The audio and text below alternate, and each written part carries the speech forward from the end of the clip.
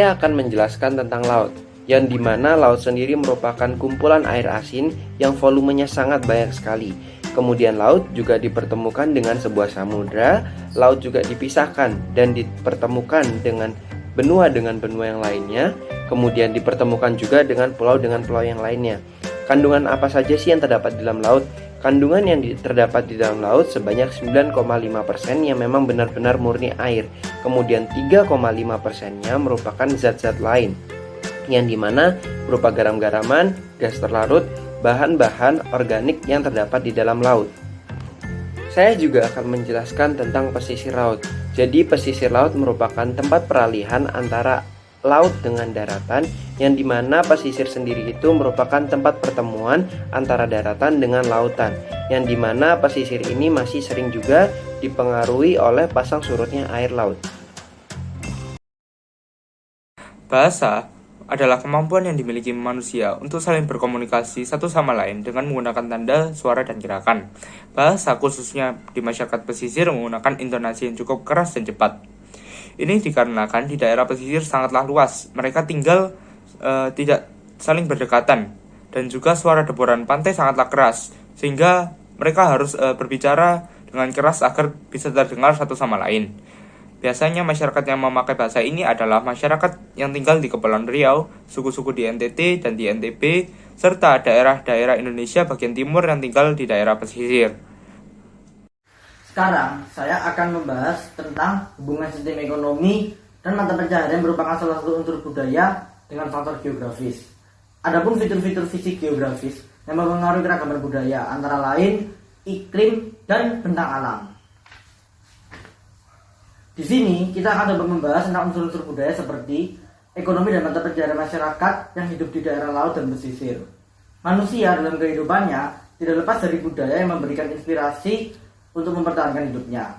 Oleh sebab itu, dalam memenuhi kebutuhan hidupnya, manusia memperdaya gunakan sumber daya alam di sekitarnya. Iklim yang berbeda antara daerah yang satu dan daerah lain menimbulkan kondisi alam yang berbeda-beda. Kondisi ini membangun pola-pola perilaku dan sistem mata pencaharian masyarakat yang berbeda-beda pula. Baiklah, saya akan coba memberikan gambaran sistem ekonomi dan mata pencaharian masyarakat yang hidup di daerah geografis laut dan pesisir pantai, yaitu pertama sebagai nelayan. Secara geografis, nelayan ada di seluruh wilayah Indonesia. Mengingat 2/3 wilayah Indonesia adalah lautan serta memiliki potensi perikanan yang sangat besar. Namun, nelayan merupakan mata pencaharian pokok dan sistem perekonomian utama. Kemudian, mata pencaharian alternatif yang bisa dilakukan masyarakat di pesisir maupun di laut adalah pertama, wisata bahari, seperti usaha penyewaan pondok wisata, penyewaan perahu bagi wisatawan, juga sarana dan prasarana penunjang aktivitas wisata seperti snorkeling, berenang, dan berjemur di pasir. Kedua, budidaya laut seperti budidaya rumput laut dan budidaya ikan seperti ikan bandeng, nila, dan teripang. Ketiga, pengolahan hasil perikanan seperti pembuatan bakso ikan dan pembuatan ikan kering. Keempat, usaha kuliner yaitu buka warung makan. Contoh budaya masyarakat di laut atau pesisir Indonesia yaitu misal suku Bajo yang mendiami kawasan pesisir Wakatobi, Sulawesi Tenggara yang bermata pencaharian sebagai nelayan karena kondisi geografisnya. Demikian juga orang Bugis dan Makassar yang tinggal di tepi pantai menangkap ikan untuk memenuhi kebutuhan hidupnya, juga karena kondisi geografis daerahnya. Sekian penjelasan tentang sistem ekonomi dan mata pencaharian hidup masyarakat laut dan pesisir dari saya. Terima kasih. Selamat pagi, Boni dan teman-teman. Perkenalkan, nama saya Keisy Alvinanyo, kelas 11 IPS 2 nomor absen 20. Pada video kali ini, saya akan menjelaskan mengenai sistem pengetahuan di daerah laut dan pesisir. Selamat menyaksikan. Yang pertama, kita harus tahu dulu apa itu pengetahuan. Pengetahuan adalah segala sesuatu yang diketahui manusia berupa benda, sifat, keadaan. Sistem pengetahuan meliputi ruang pengetahuan tentang alam sekitar, seperti flora, fauna, waktu, ruang, dan bilangan, serta sifat-sifat dan tingkah laku manusia. Masyarakat di daerah pesisir umumnya memiliki kualitas pendidikan yang relatif lebih rendah dibandingkan dengan masyarakat di daerah non-pesisir. Hal ini disebabkan banyak faktor, antara lain sarana prasarana dan kultur daerah yang mempengaruhi pola pikir, sikap, dan perilaku anak. Dalam masyarakat pesisir, terdapat pola-pola pendidikan yang belum tentu sama dengan pola pendidikan masyarakat perkotaan. Masyarakat pesisir sebagian besar menganut pola pendidikan kecakapan hidup. Sekolah formal di daerah pesisir yang sangat terbatas ditunjang dengan fasilitas yang kurang memadai, membuat pendidikan di daerah pesisir kurang berkualitas. Selain dikarenakan oleh pola pikir, kultur masyarakat, dan tuntutan ekonomi. Selain itu, permasalahan mendasar lainnya ketika anak-anak pesisir ikut dilibatkan orang tua untuk mencari nafkah, untuk menopang pemenuhan kebutuhan hidup sehari-hari mereka. Oleh karena itu, perlu adanya perbaikan dalam pola pendidikan masyarakat di daerah pesisir yang bila dimungkinkan sejalan dengan tradisi daerah setempat, agar potensi laut kita tidak dikuras habis tanpa adanya pelestarian yang baik.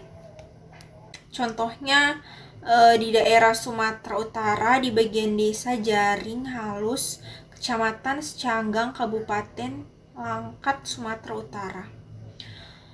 Di desa ini, hampir semua anak di daerah ini putus sekolah karena kondisi perekonomian dan rendahnya kemauan belajar.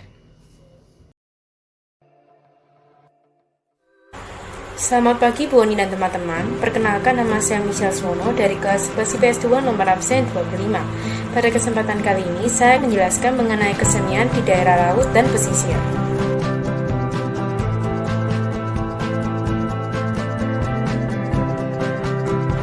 Sebelum kita membahas lebih lanjut, alangkah baiknya kita mengetahui apa arti dari kesenian itu sendiri. Kesenian merupakan bagian dari kebudayaan. Kesenian digunakan untuk mengungkapkan rasa keindahan dari dalam jiwa manusia.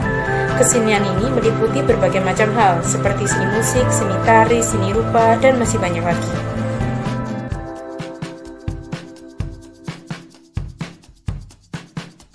Penduduk daerah laut dan pesisir juga memiliki berbagai macam kesenian. Di antaranya terdapat tari manca yang dilakukan pada saat pesta pernikahan resmi, dan adanya tradisi sile kampung atau silat kampung yang berfungsi untuk menjaga diri. Tarian dan tradisi ini dilakukan oleh salah satu suku di pesisir Teluk Bone di Sulawesi Selatan, yaitu suku Bajo. Karena kondisi geografisnya yang terletak di pesisir pantai, suku Bajo juga memiliki berbagai macam tradisi-tradisi yang berfungsi untuk membantu kegiatan usahanya yang mayoritas nelayan. Tradisi-tradisi tersebut diantaranya seperti tradisi Mamiaka Dialog yang merupakan pengelompokan orang ketika ikut melaut dalam jangka waktu tertentu dengan perahu yang digunakan. Tradisi Mamiaka Dialog ini dibagi menjadi 3 macam, yaitu Palibu yang merupakan kegiatan melaut menggunakan perahu yang digerakkan dengan dayung. Kegiatan melautnya hanya dilakukan selama 1 hingga 2 hari. Lalu Babongka yang kegiatan melautnya dilakukan selama beberapa minggu, bahkan bulanan, dan menggunakan perahu besar. Lalu yang terakhir adalah Sasakai. Sasakai adalah kegiatan melaut dengan menggunakan beberapa perahu selama beberapa bulan dengan wilayah jelajah antar pulau. Selama kelompok melakukan kegiatan Mamiaka Dialog, ada beberapa pantangan yang harus diikuti bagi keluarga yang ditinggalkan maupun mereka yang sedang melaut.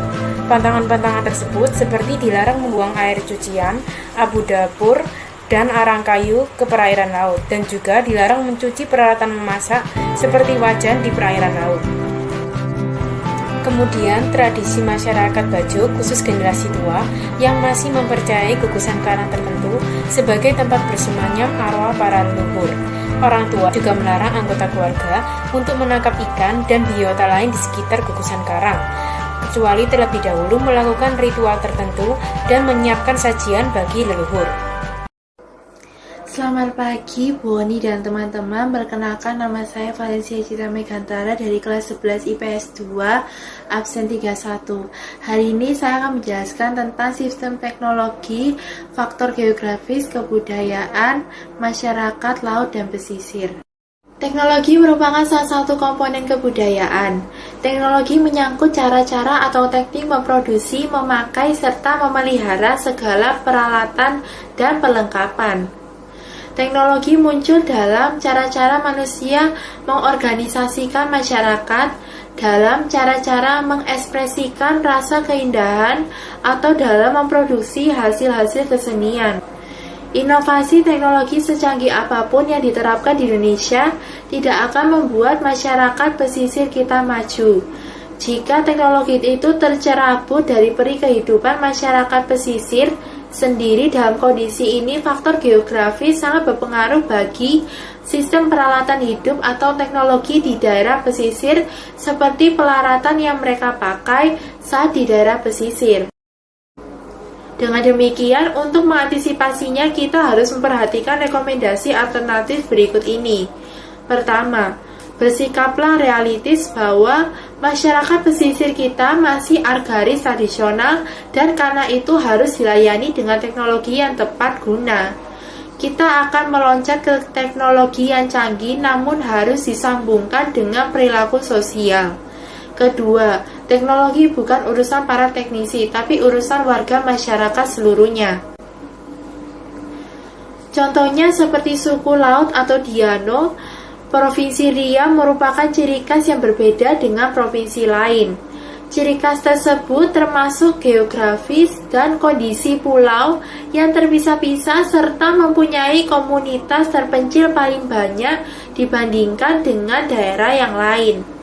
Seperti suku Talang Mama yang ada di Kabupaten Indragiri Hulu, suku Sakai yang ada di Kembang Luar di Kabupaten Bengkalis, suku Akit yang ada di Rupat Utara Kabupaten Bengkalis, suku Bonai dan suku Kuala atau Duano yang ada di Kabupaten Indragiri Hilir.